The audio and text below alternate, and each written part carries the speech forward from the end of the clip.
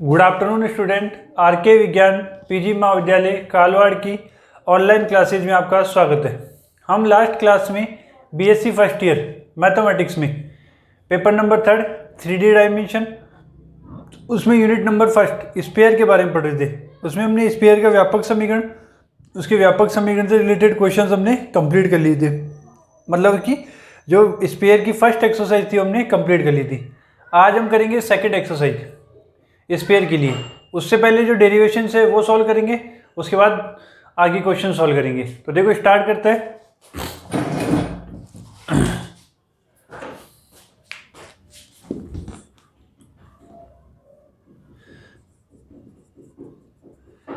BSc first year maths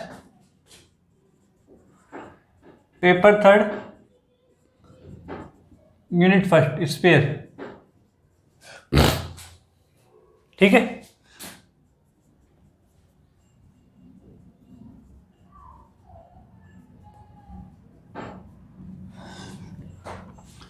देखो start करते हैं। सबसे पहले जो डेरिवेशन आएगी वो आएगी गोले का समतलीय परिच्छेद।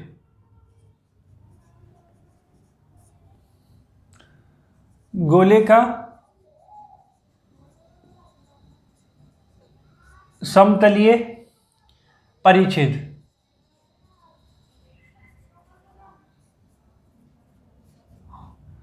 गोले का समतलीय परिच्छेद। ठीक है, यह है पहली डेरिवेशन। देखो डेरिवेशन क्या है, डेफिनेशन देखो इसकी। इसका मतलब क्या है, गोले का समतल के साथ परिच्छेद। मतलब गोले को एक समतल किस तरीके से काटता है उसकी डेरिवेशन, उससे जो समीकरण बनेगा वो क्या होगा वो बताना है। तो देखो क्या है डेफिनेशन, देखो जब किसी गोले को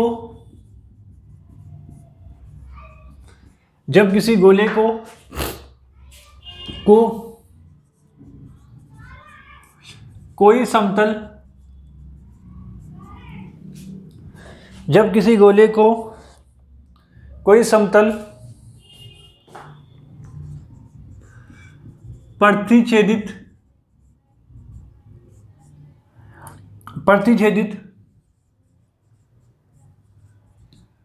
करता है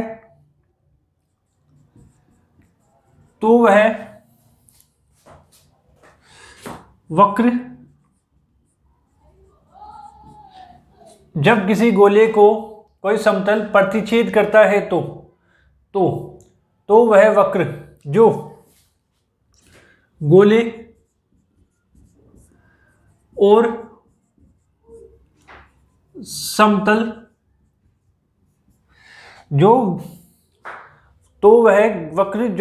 और समतल दोनों के उभयनिष्ठ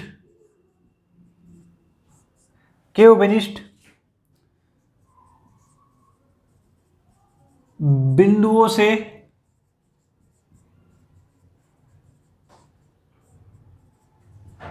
गुजरता है।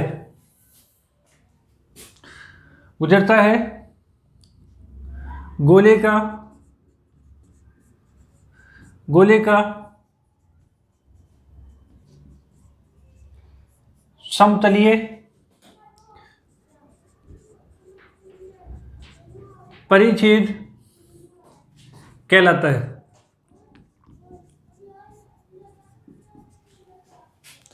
समतलीय परिच्छेद कहलाता है। देखो मैं डायग्राम से समझा रहा हूं। पहले देखो ये स्फीयर है, ठीक है। इस स्फीयर को एक समतलीय ऐसे कट कर दिया, कट यानी इसको परिच्छेद कर दिया। तो इससे बनने वाले वक्र का,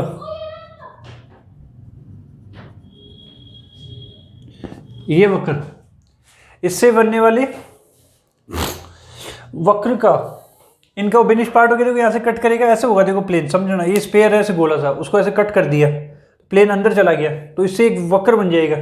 ये वक्र सा 3D में देखो ये गौर करके। तो ये वक्र जो होगा ना, ये वक्र उभयनिष्ठ भाग, ये क्या कहलाएगा? समतलीय परिच्छेद, गोले का समतलीय परिच्छेद, समतल द्वारा परिच्छेद करने पर जो हिस्सा बनेगा। ठीक है, ये हो गया गोले का सेंटर सी, ये एन हो गया,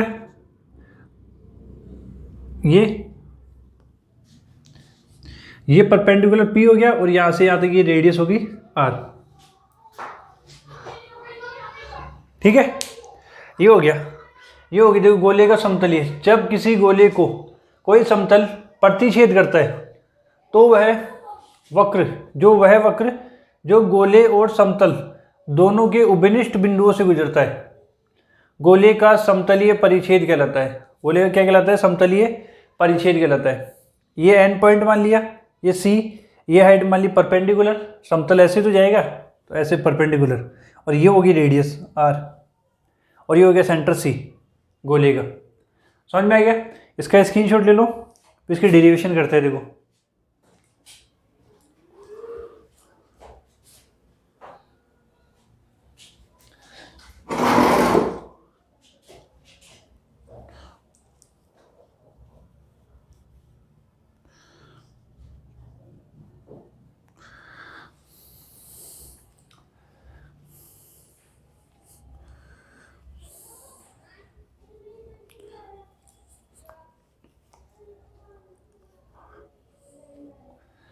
मिटा दो।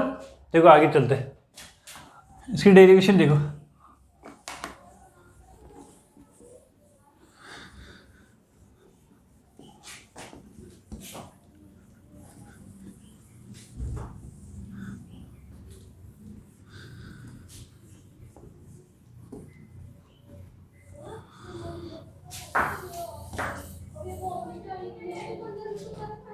देखो डेरिवेशन,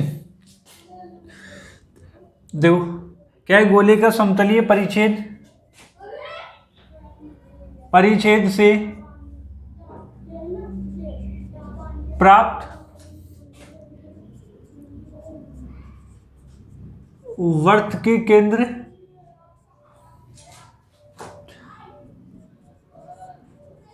त्रिज्या एवं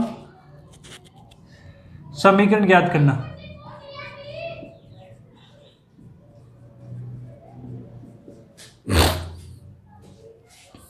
क्या बोला उसने? गोले का समतलीय परिच्छेद से प्राप्त वर्त के केंद्र त्रिज्या व समीकरण ज्ञात करना।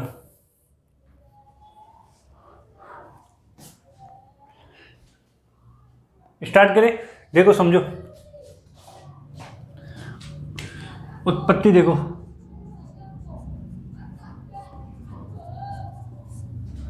माना गोले का व्यापक समीकरण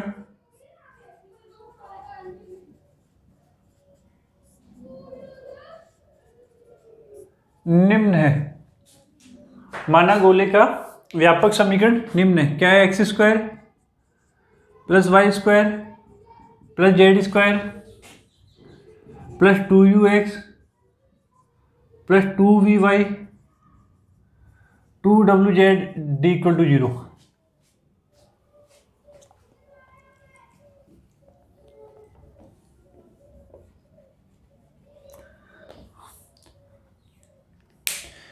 क्या माना गोले का व्यापक समीकरण निम्न है। क्या है? X square plus y square plus z square plus 2ux plus 2vy plus 2wz plus d। ठीक है, इसको नंबर डाल दिए 1। आगे तथा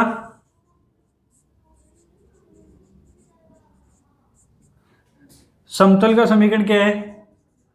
Lx My Nz equal to P।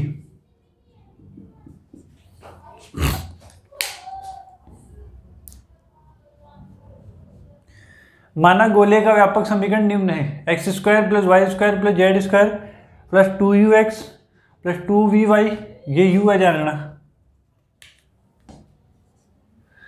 Plus 2vy 2wz plus d equal to 0 तथा इसको प्रतिच्छेद करने वाले समतल का समीकरण क्या है? Lx plus My plus N z equal to P. आगे देखो,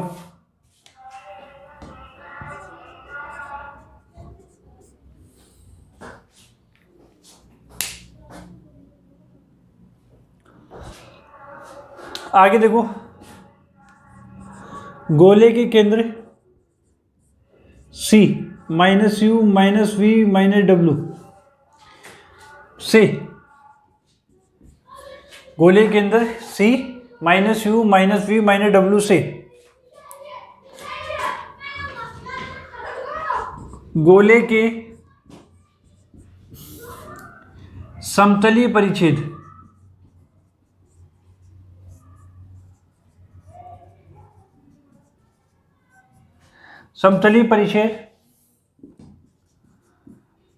पर लंब CN डाला गया। बताया था डायग्राम बना के, इसको समतल कोई प्लेन है वो कट कर रहा है, ये सेंटर C,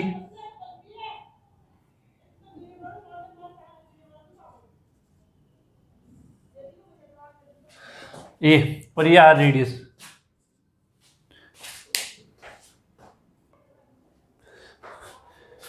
गोले के केंद्र C minus u minus v minus डब्ल्यू से गोले के समतलीय परिच्छेद पर लंब CN डाला गया, ठीक है, तथा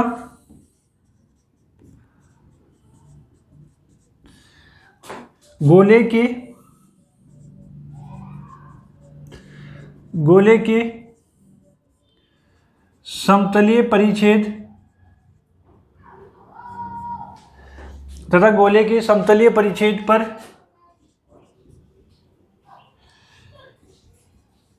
P कोई बिंदु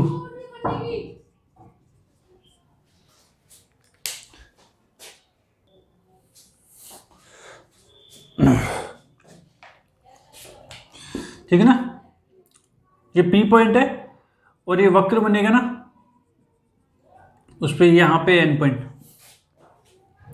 देखो, तथा गोले के समतलीय परिच्छेद पर P कोई बिंदु है तो समकोण इस पॉइंट को नाम देते हैं, तो समकोण C एन P, ये एन पॉइंट यहाँ पे कर्व पे है, यहाँ पे जगह ना CNP से देखो क्या हो जाएगा, CP का स्क्वायर इक्वल टू CN का स्क्वायर माइनस प्लस NP का स्क्वायर। CP का स्क्वायर इक्वल टू CN का स्क्वायर प्लस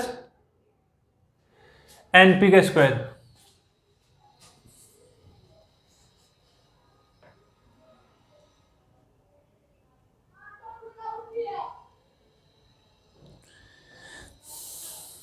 ठीक है ना, ये 3D में समझना पड़ेगा, ये 3D में n यहीं पर है, ठीक है ना, इस लाइन पे, और ये ऐसे ही बनेगा CP का स्क्वायर इक्वल टू CN का स्क्वायर प्लस NP का स्क्वायर। देखो क्या आ जाएगा, इससे मेरे पास आ जाएगा NP का स्क्वायर इक्वल टू CP का स्क्वायर माइनस CN का स्क्वायर। CP क्या है हमारे पास,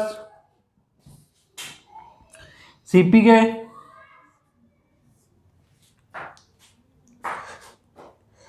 CP बताओ,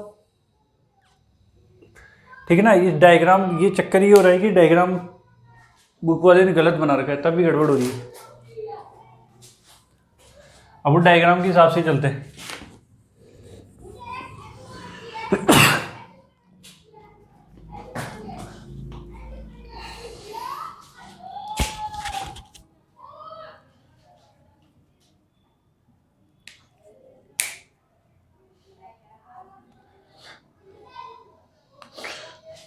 ठीक है ना,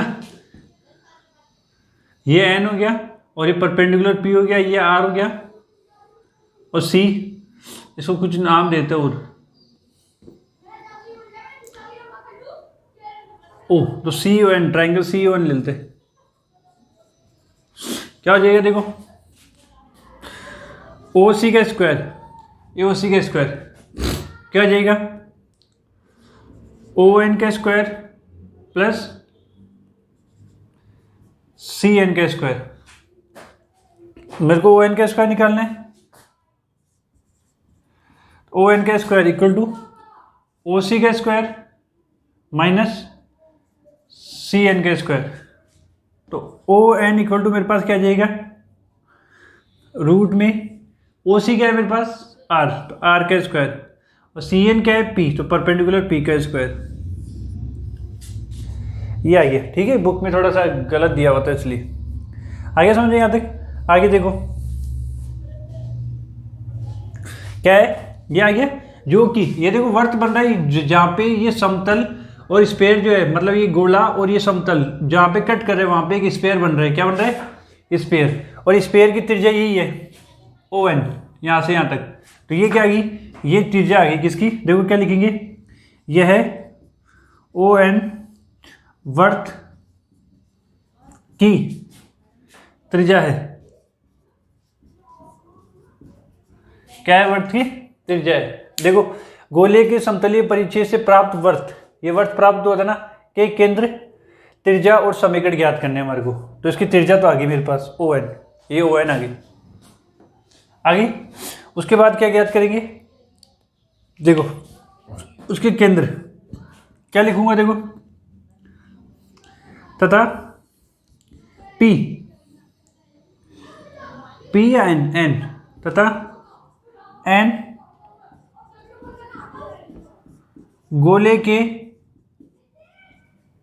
केंद्र से, तथा एन गोले के केंद्र से,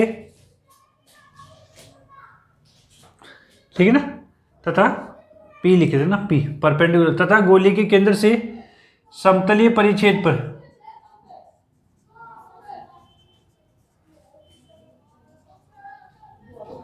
समतलीय परिच्छेद पर डाले गए लंबाई है।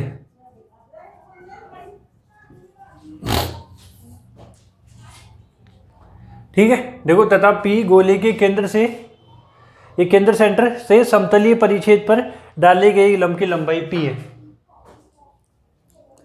है ना पी। तो क्या होगा, देखो आगे हो जाएगा, देखो गोले, गोले के समतल,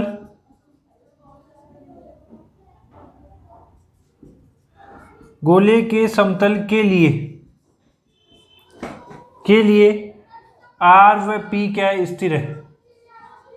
ये आर भी स्थिर है क्योंकि रेडियस भी चेंज नहीं गोले की, और परपेंडिकुलर जो डाला है समतल पे वो भी चेंज नहीं होगा, तो वो दोनों क्या है, स्थिर है। क्या है, स्थिर है। अतः बिंदु P का बिंदु पथ एक वृत्त बनेगा जिसका केंद्र n तथा त्रिज्या r इक्वल टू रूट में वो O N equal to root में R square minus P square है।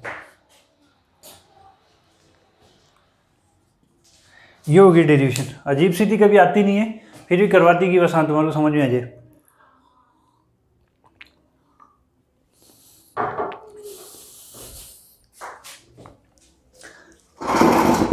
इसका स्क्रीनशॉट ले लो, फिर दोबारा समझाता हूँ।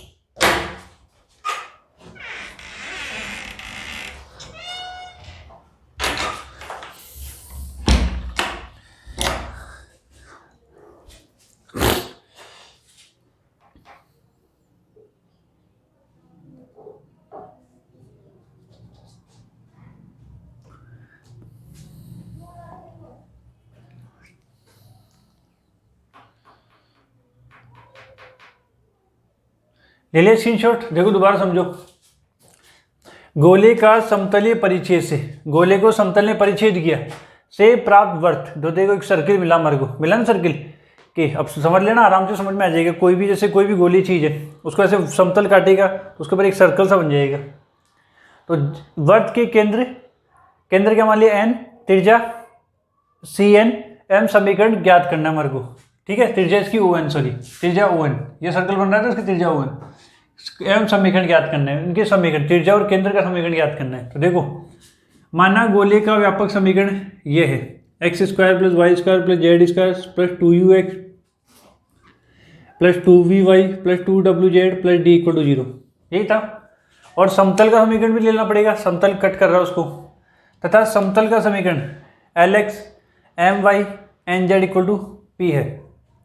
तो देखो गोले के केंद्र C - u - v - w से, गोले के केंद्र C - u - v - w से गोले के समतलीय परिच्छेद पर डाले गए लंब Cn डाला गया, तथा गोले के समतलीय परिच्छेद पर P कोई बिंदु है, P कोई बिंदु है, ये वाला परपेंडिकुलर मतलब है ना ये। तो समकोण CON का क्या निकालना हमारे को, यूज करना है। तो देखो OC का स्क्वायर इक्वल टू CN का स्क्वायर प्लस ON का स्क्वायर। मुझे चाहिए क्या ON, क्योंकि मुझे त्रिज्या निकालनी है वर्त की। ON का स्क्वायर क्या हो जाएगा, OC का स्क्वायर माइनस CN का स्क्वायर।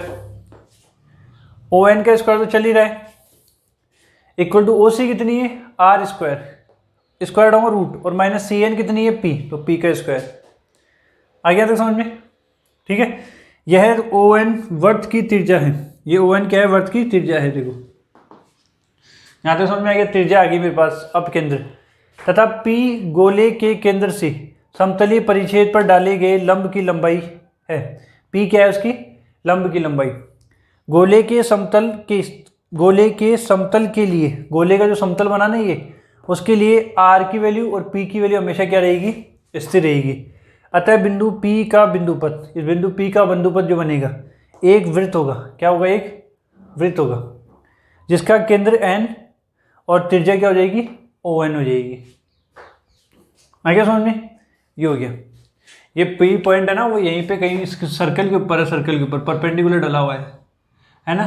तो इसका बिंदुपथ जो होगा वो एक सर्कल होगा, और इसका सेंटर तो होगा N और रेडियस होगी ON। आ गया, इसका स्क्रीनशॉट ले लिया। देखो आगे चलते हैं।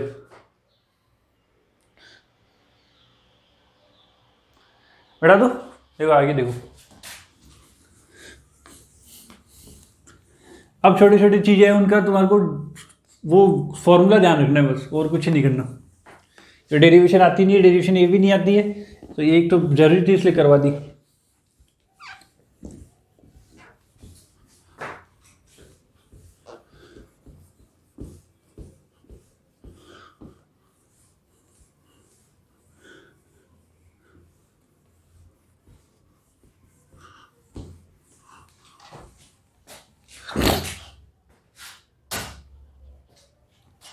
देखो दो गोलों का प्रतिच्छेदन,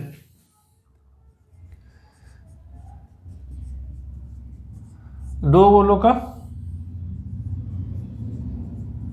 प्रतिच्छेदन,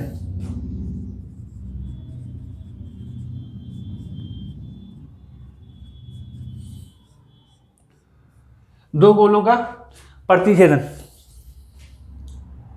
देखो क्या होता है दो गोलों का प्रतिच्छेदन। देखो क्या है, जब दो गोले, जब दो गोले एक दूसरे को, जब दो गोले एक दूसरे को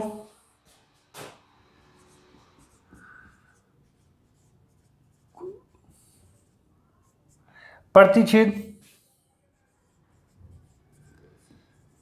करते हैं तो उनका प्रतिच्छेदन वक्र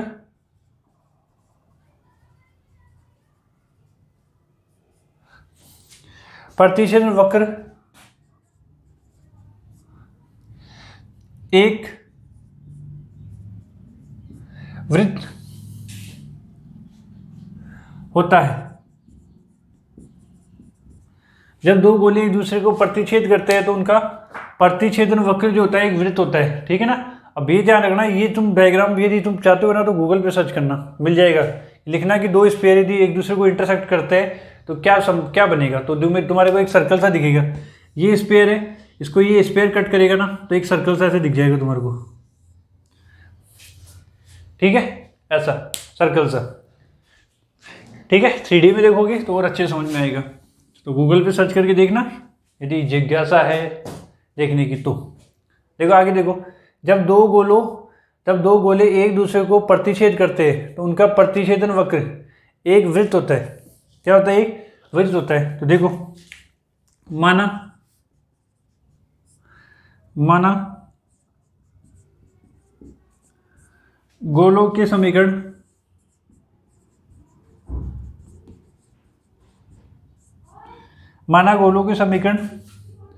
निम्न है। माना गोलों के समीकरण निम्न है। क्या है?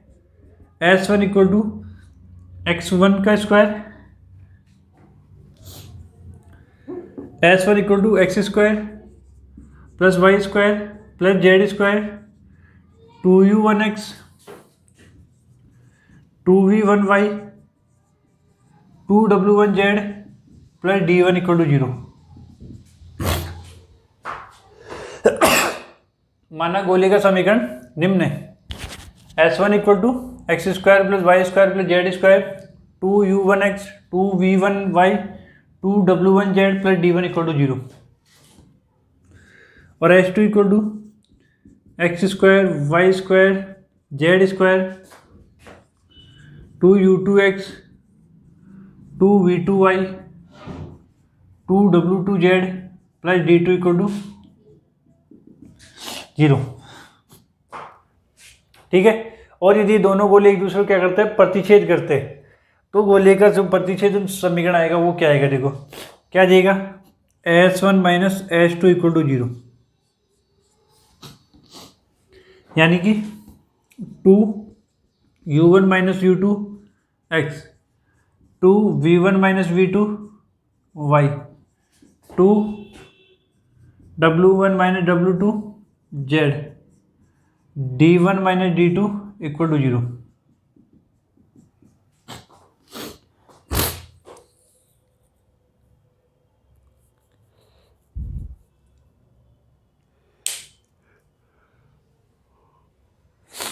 आ गया? समझ में आ गया? तो ये जो इक्वेशन बनी ना, ये वाली, ये उस समतल के समीकरण को सिर्फ बताती है जो कि दोनों वर्त को, वो स्फीयर को काटने पे जो वर्त बनता है उसके समीकरण को बताती है। तो क्या लिख देंगे? समीकरण 3 दो गोलों के प्रतिच्छेदन, समीकरण 3 दो गोलों के प्रतिच्छेदन से बनने वाले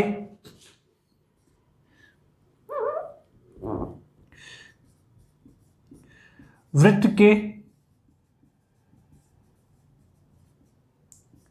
समीकरण को, समीकरण 3 दो गोलों के प्रतिच्छेदन से बनने वाले वृत्त के समीकरण को दर्शाता है। क्या करता है? दर्शाता है। आगे समझ में? इसका स्क्रीनशॉट ले लो, कुछ ही नहीं किया। देखो दो गोले एक दूसरे को प्रतिच्छेद करते हैं तो उनका प्रतिच्छेदन वक्र एक वर्त बनता है, मैंने बताई दिया बना के। दो गोले मान लिया S1 S2, इनके प्रतिच्छेदन से बनने वाला समीकरण होगा वो S1 minus S2 equal to 0। इसमें से इसको घटाऊंगा तो ये कैंसिल, ये भी कैंसिल, ये भी कैंसिल, 2 बाहर u1 माइनस u2 x 2 बाहर v1 माइनस v2 y 2 बार w1 minus w2 z plus d1 minus d2 equal to 0। आगे समझ में? समीकरण 3 दो गोले के प्रतिच्छेदन से बनने वाले वर्त के समीकरण को क्या करता है? दर्शाता है। आगे चीज़ समझ में, ये स्क्रीनशॉट ले लो, इससे भी नहीं लिया फिर आगे चलते देखो।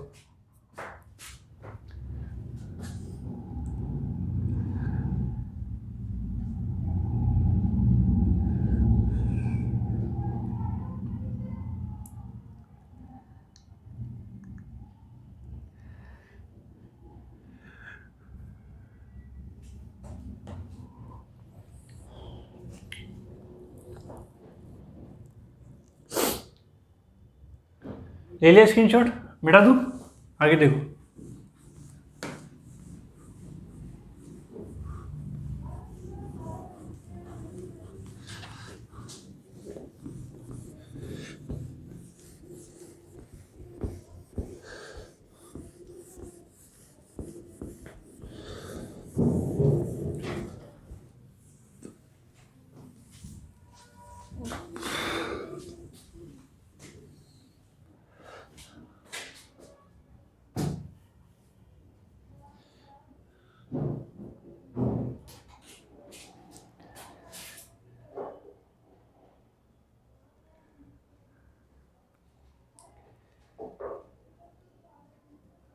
अगला देखो,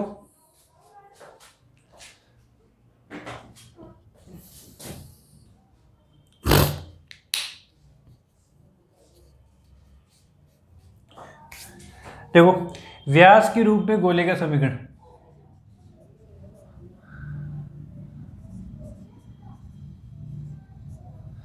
व्यास के रूप में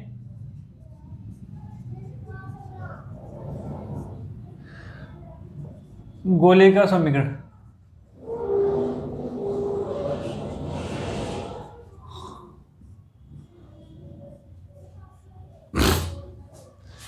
इसको समझो, देखो व्यास के रूप में गोले का समीकरण।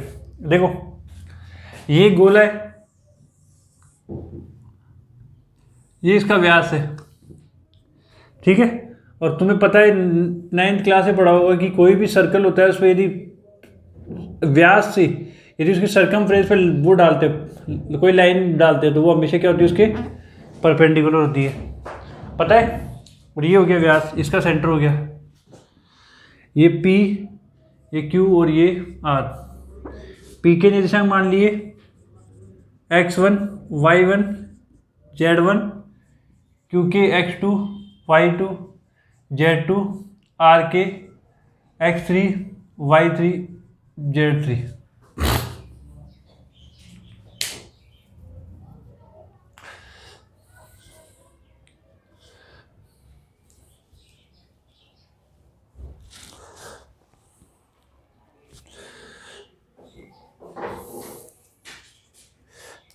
अब देखो आगे प्रूफ, देखो देखो माना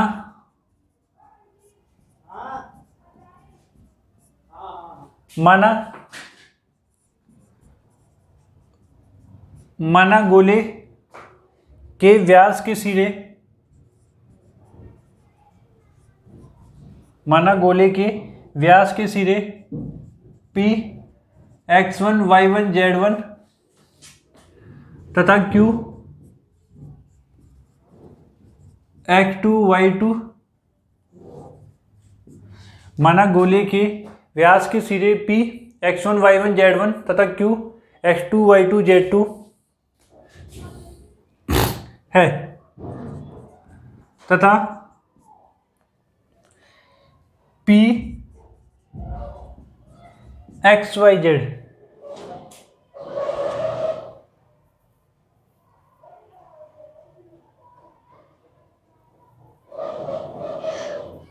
तथा P एक्स वाई जेड एक चर बिंदु है, चर यानी स्थिर बिंदु है, एक चर बिंदु है। चर यानी मूव कर रहा है, मतलब सॉरी स्थिर नहीं है, मूव कर रहा है, ठीक है ना। पहले भी स्टार्टिंग में गोले के क्वेश्चन में ये माना था, अभी भी है। देखो माना गोले के व्यास के सिरे P x1, y1, z1, Q x2, y2, z2 तथा P x, y, z एक चर बिंदु है। क्या एक चर बिंदु है? P नहीं तो और कुछ मान लो, A मान लो, ठीक है, चर बिंदु है। तब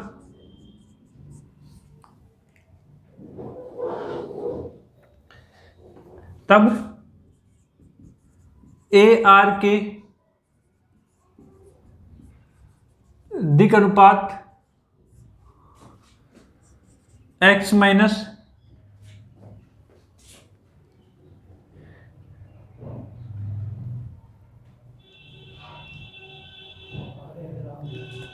ठीक है ना, ये कुछ तो गड़बड़ है इसमें, ठीक है ना, इसमें कुछ ना कुछ तो गड़बड़ है, ये डायग्राम गलत लिखा हुआ है। ये P पॉइंट हो गया और यहाँ पे लंब डालने पे जो पॉइंट आएंगे ना वो आएंगे XYZ। अपने यही तो माना था, और ये यहाँ पे R ले लो, अब सही है। देखो क्या बोला इसने, व्यास के रूप में गोले का समीकरण निकालना है। तो व्यास ये हो गया इसका PQ, P के निशान हो गया x1 y1 z1, Q के हो गया x2 y2 z2। फिर आगे एक स्थिर एक चर बिंदु मान लिया गोले के ऊपर R x y z, वो क्या कर रहा है, मूव कर रहा है उसके अंदर। तो देखो आगे, देखो माना गोले के व्यास के सिरे P x1 y1 z1 Q x2 y2 z2 है तथा R x y z एक चर बिंदु है, चर यानी मूव कर रहा है गोले के ऊपर। तब पी आर के दिक् अनुपात क्या हो जाएंगे, x minus x1 y minus y1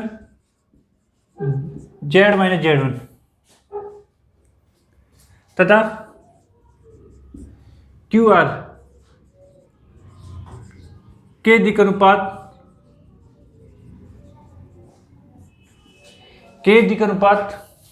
क्या हो जाएंगे, x माइनस x2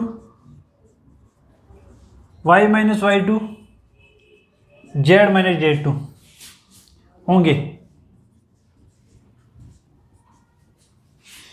देखो क्या बोला उसने कि गोल स्पेयर है, उसका व्यास हो गया PQ, P के निशान हो गया x1 y1 z1, Q के हो गया x2 y2 z2। एक चर बिंदु है जो कि स्पेयर पे मूव कर रहा है, मतलब घूम रहा है, उसके निशान हो गया x y z।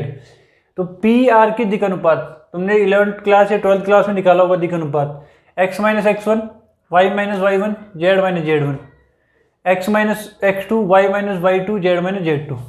ये आगे व्यास का इक्वेशन निकालने के लिए यही करते थे अपन। तो आगे देखो,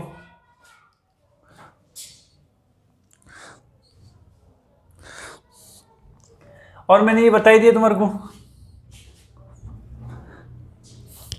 क्या बता दिया, देखो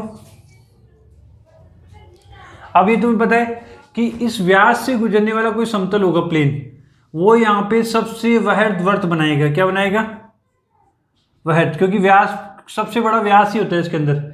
व्यास से बनने वाला जो वर्त होगा वो क्या होगा, सबसे बड़ा होगा। तो मैंने बोल दिया कि यहाँ से एक समतल पास हो रहा है, देखो ऐसे, ठीक है। तो देखो मैं लिख रहा हूं, क्या लिखूंगा, बिंदुओं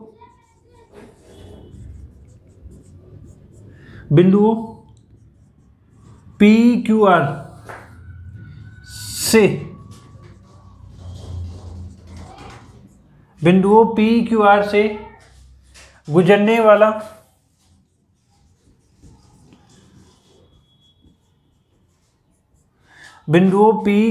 से गुजरने वाला समतल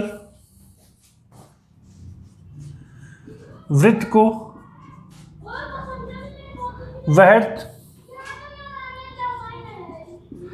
वृत्त में प्रतिच्छेद करता है।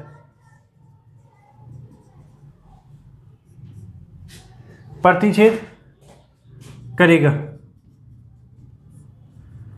अतः बिंदुओं पी क्यू आर से गुजरने वाला समतल वृत्त को वृहद वृत्त में प्रतिच्छेद करेगा। अतः बिंदु आर एक अर्धवृत्त पर स्थित है।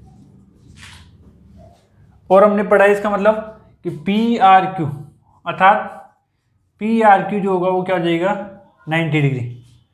पी आर क्यू क्या हो जाएगा 90 डिग्री। ये पढ़ रखा है अपने, कोई भी अर्धवृत्त होता है उसका व्यास जो होता है उससे सरकमफ्रेंस पे बनने वाला जो एंगल होगा वो क्या होगा, हमेशा 90 होता है। पढ़ रखा है ना 10th क्लास में या 9th क्लास में, सर्कल CBSE बोर्ड वाले 9th क्लास में और RBSE बोर्ड वाले 10th क्लास में। यहाँ तक आगे समझ में। अतः 90 होगा, इसका मतलब क्या हो गया, PR जो है वो, इसका मतलब PR परपेंडिकुलर है किसके, QR के। तो इसका मतलब देखो समीकरण क्या बन जाएगा, x minus x1 x minus x2 plus y minus y1 y minus y2 plus z minus z1 z minus z2 equal to 0। एक गोले का व्यास के रूप में गोले का समीकरण, एक व्यास के रूप में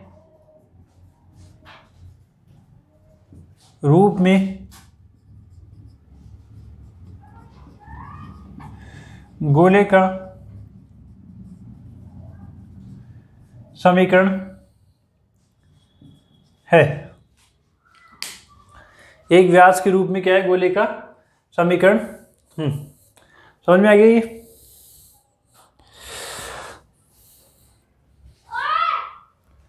ठीक है, समझ में आए? इसका स्क्रीनशॉट ले लो, फिर आगे दोबारा समझाता हूँ। देखो एक बार,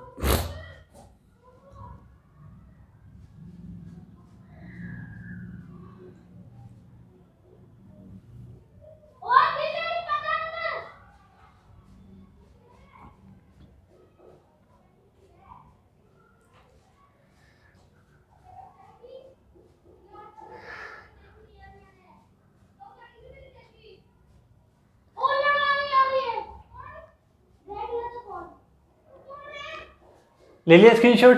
देखो अब समझो, व्यास के रूप में गोले का समीकरण। तो मैंने मान लिया कि PQ जो है वो एक गोले का व्यास है, ठीक है, और एक चर बिंदु R है जो इस गोले के ऊपर क्या कर रहा है, मूव कर रहे हैं।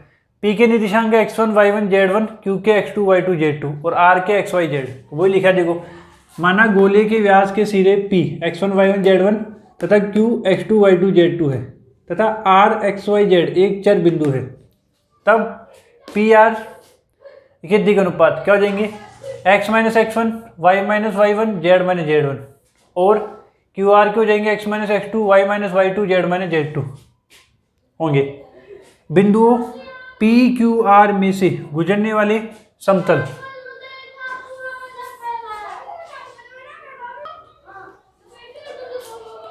बिंदु PQR से गुजरने वाला समतल वृत्त को वह वृत्त, ठीक है, समतल गोले को लिखना, गोले को वह वृत्त, देखो सबसे बड़ा वृत्त बनेगा, में प्रतिच्छेद करेगा। अतः बिंदु R एक अर्धवृत्त पे किस पे स्थित है, एक अर्धवृत्त पे स्थित है। अतः एंगल PRQ क्या एक 90 डिग्री है। इसका मतलब PR जो है परपेंडिकुलर किसके, QR के। समझ में आ गया? इसका मतलब जब ये परपेंडिकुलर है तो क्या हो जाएगा, x minus x1 multiply x minus x2 plus y minus y1 y minus y2 plus z minus z1 multiply z minus z2 equal to 0। क्या हो जाएगा, एक व्यास के रूप में गोले का समीकरण हो जाएगा। किसके रूप में, व्यास के रूप में गोले का समीकरण हो जाएगा। आगे समझ में आ गया? इक्वल टू 0 एक व्यास के रूप में गोले का समीकरण है। ये जो है सेकंड एक्सरसाइज है गोले की है, उसकी डेरिवेशंस कंप्लीट हो गई। क्वेश्चन है वो हम अगली क्लास में करेंगे, इस क्लास में इतना ही करेंगे। तो इसको स्क्रीनशॉट यदि अभी भी नहीं लिया किसी ने, ले लो, आराम से बार बार प्रैक्टिस करना, समझ में आएगा, कोई दिक्कत नहीं आएगी। बहुत ईजी डेरिवेशन है और बहुत अच्छी चीज़ है, ठीक है ना, आगे बहुत काम आती है। यदि तुम आगे MSc या तुम कभी नेट वेट की तैयारी करोगे, ठीक है, आगे कभी रिसर्च करोगे तो उनमें बहुत काम आती है 3D डायमेंशन, ठीक है। इसके स्क्रीनशॉट लेना चाहो ले लो, फिर आगे चलते देखो, अगली क्लास में करेंगे फिर।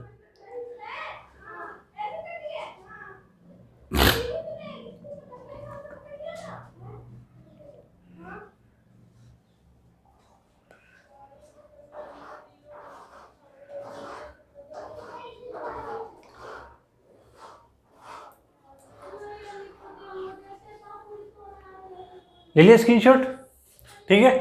इस क्लास में इतना ही करेंगे, अब क्वेश्चन जो है वो हम अगली क्लास में करेंगे। इस क्लास में इतना ही। धन्यवाद, थैंक यू।